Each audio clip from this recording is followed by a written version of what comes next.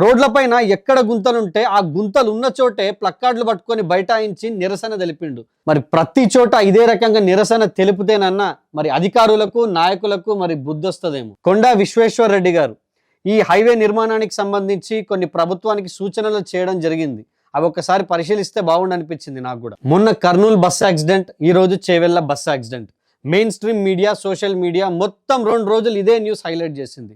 మళ్ళీ 2 రోజుల తర్వాత ఏదైనా కొత్త న్యూస్ దొరికితే దాన్ని హైలైట్ చేస్తుంది. కానీ ఇక్కడ ప్రాణాలు కోల్పోయిన వారి పరిస్థితి ఏంది, ఇలాంటి దుర్ఘటనలు జరగకుండా ఎలాంటి చర్యలు తీసుకోవాలనేటువంటి సంగతి 90% మందికి అక్కర్లేదు. చెట్టు బాగుంటేనే పండు బాగుంటుంది, పిండి బాగుంటేనే రొట్టె బాగుంటుంది, బంగారం బాగుంటేనే ఆభరణం బాగుంటుంది, అలాగే రోడ్డు బాగుంటేనే మన ప్రయాణం సురక్షితంగా ఉంటుంది.